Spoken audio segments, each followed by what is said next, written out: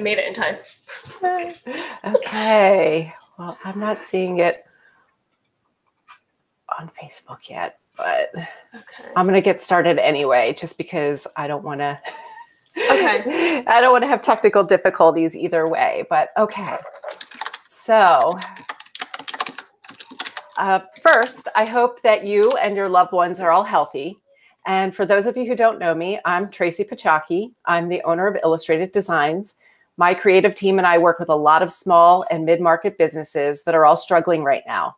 But after 25 years in the industry, I have a lot of information and tips to share about marketing and events, even during difficult times like these. And we've been sharing those on our social media posts. However, I can only share so many tips myself. And since I want to help as many people during this time, I'm honored to know some incredible leaders and industry experts that also want to help. So I've launched this series of interviews to help you run your small business during social distancing. Today, I'm excited to speak with Michelle McNabb from M&E Marketing and Events. Michelle is a trade show and event ROI consultant. For those who don't know, ROI stands for return on investment. She helps sales and business development teams that exhibit and sponsor events to increase their event ROI by executing effective before, during, and after event marketing campaigns. Hi, Michelle. Hi, Tracy. Thank you so much for inviting me here. Oh, thank you for doing this. So did you have anything to add other than what I said about your introduction?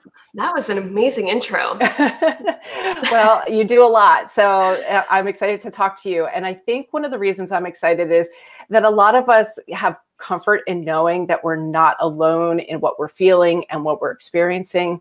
So as someone who you also work with clients in events and trade shows, I'd love to hear what your clients have been struggling with and how they've needed to adjust with regards to social distancing and all the shutdowns, as well as what advice and tips and resources you can share with others that might be in the same or a similar position. Yeah, no, and I'm excited to dive in, and we can steer the conversation really kind of how we would like to steer one way or another. But at a high level, it's just a very strange time. At a very high level, I mean, I've been in the event industry for over 13 years now, and I've never experienced anything quite like this. I don't think any of us have experienced anything quite like this, but also something that has impacted this industry so fast and at such a global scale. Events get canceled all the time. Events get postponed for one reason or another, but not in this way and not in this scale. And in a way, it's bringing that collaboration and things like this, virtual opportunities, and strengthening those connections are really the opportunities that are coming from this. And I know, and I really do believe that through all this, we're going to be stronger as an industry. We're going to vet out new ways and new tactics. And something I always say is tactics come and go, but events and the process, those fundamentals, they're here to stay. And so I think now is really a great opportunity to test out some different tactics and what is working and how can we leverage the in-person and the virtual. And that's something that I really work with clients all the time, before, during, and after, is really combining some of those tactics together. So overall, it's been very strange, but I think that there's silver lining, and I think we're kind of past the shock. I think that was the first stage of, and some of the struggles that I would get in the inquiries and messages. What do we do? What should we do? Should we cancel? Should we postpone? Are we getting our deposit? Are we getting our deposit back? Yeah. Yeah. Am I covered by insurance? Some of that initial, smaller events that were under 50 versus international events with 8,000 people coming from around the world, right? So at first it was, should we treat all events the same and cancel every single event, versus what should we do? Versus now we're all in the same situation, and now it's a matter of figuring out those tactics. And what I keep saying is pivoting the strategy, because our process, we still have a before, a during, and an after. We still have online tactics. We still can, with the virtual platforms that we have today, we still can do face-to-face.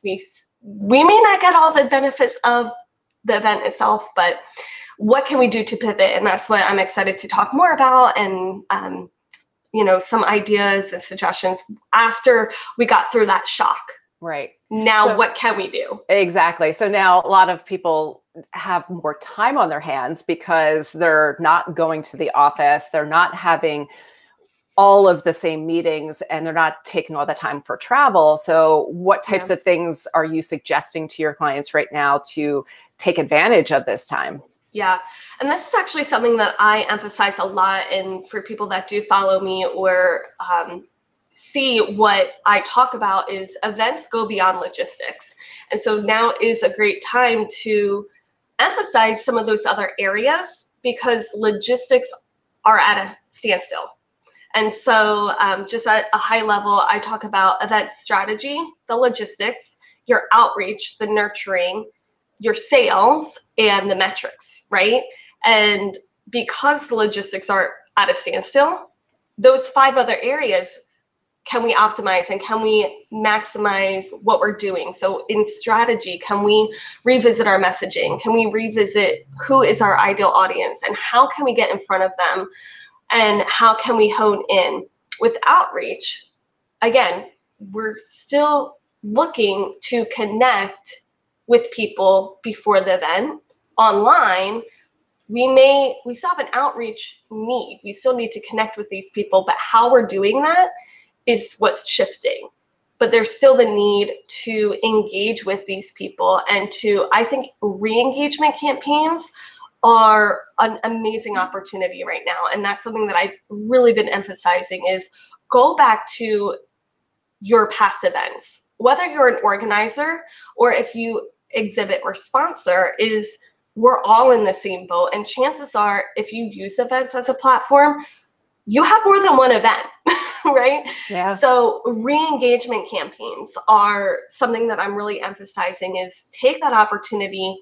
And it's a lot easier to re-engage with either past attendees, past sponsors, past exhibitors, or if you are an exhibitor, who did you meet at the event?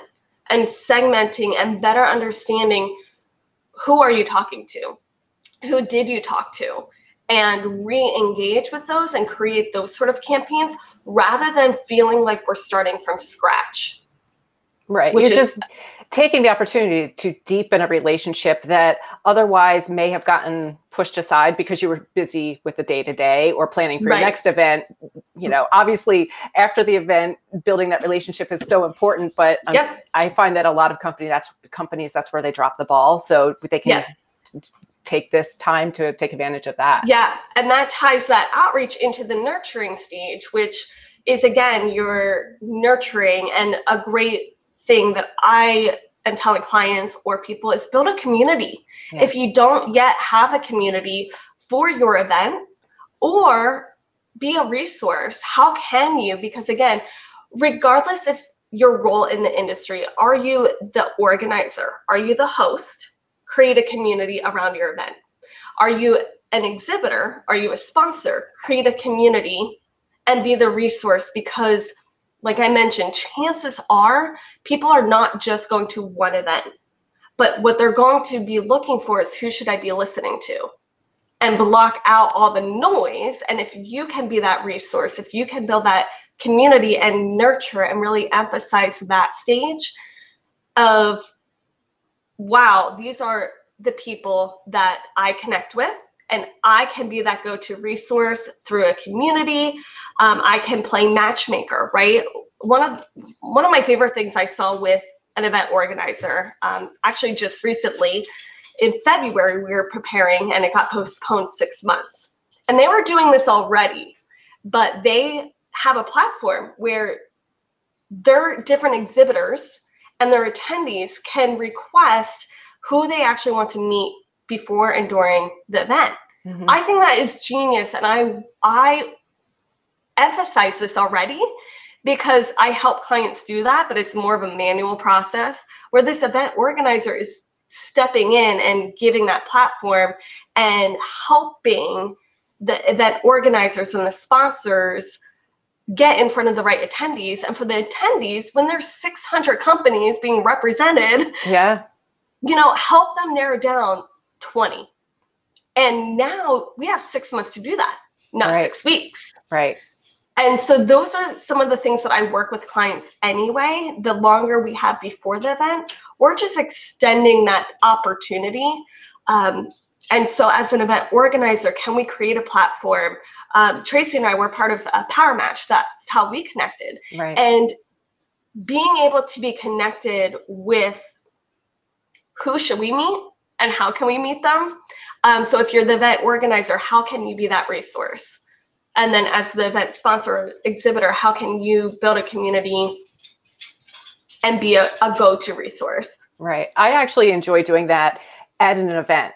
If I introduce myself to someone, I also find out who they're looking to meet, because I may already know them, and I can make that warm introduction for them, which is paying it forward, and hopefully they'll reciprocate and do the same for me, because we always have that list of people that we definitely want to meet, first. So yeah, and that's exactly right. We do it at the event. I do it too. I take an extra business card because I may be meeting other people and say, oh, have you met so and so? Here's their card.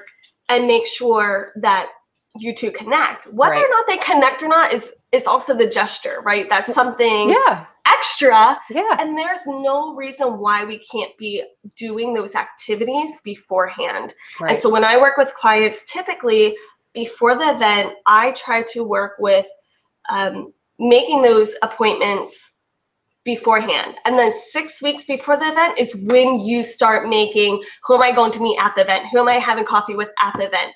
But there's no reason why it has to just start at 2 months or 6 weeks before the event. Exactly. Take advantage. I'm jumping up and down that we have 6 months to narrow down from, even if you have 100 companies, narrow that down, minimize the noise so you can optimize those connections. The events will happen again. There is so much value in the face-to-face. It's great that we have the technology to do things digitally right now, but there's more to a face-to-face interaction. So we know that events will come back, which brings me to another question. Do you anticipate changes that are going to happen in events because of this social distancing that we're experiencing right now? I do, in a few ways. I believe that one, we're going to leverage virtual more so pre-event.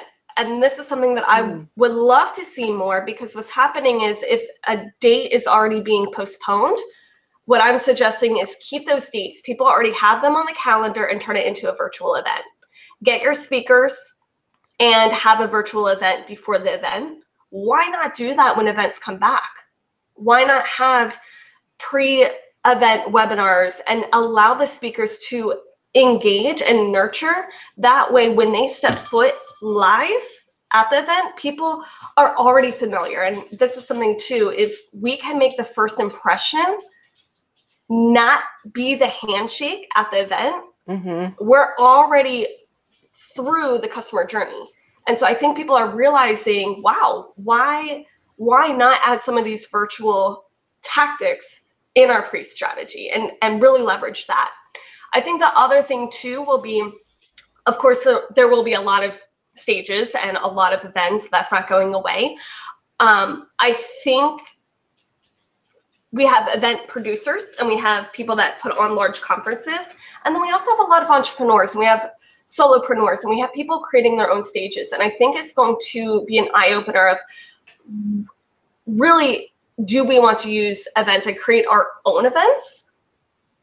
Or am I an entrepreneur or a speaker and I actually do want to bring on an event planner? I actually do want to partner with a professional to help me, get the right insurances, get the right contracts, get some of those things in place. Not saying that people cannot put on their own event by themselves or with their own team. I think it's going to be an eye-opener to consider bringing on, let me bring on an extension of my team that can really make sure I'm negotiating or getting the right contracts and building those relationships now. Yeah.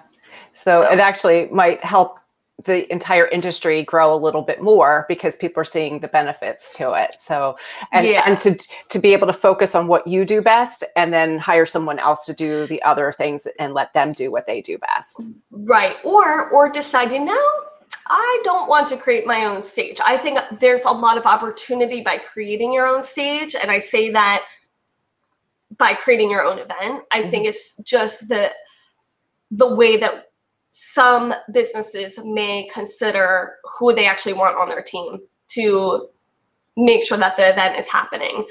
So they can partner with the right people or not. Right. True. So I think those are two things, is being able to leverage both, really tie in the virtual before and after the event, and see how powerful combining both tactics can be. And then secondly, being able to build those relationships. And I read an article not long ago, and it's talking to vendors and hotels and venues saying, we will remember how they're taking the contracts and through this weird time, and the insurances, right?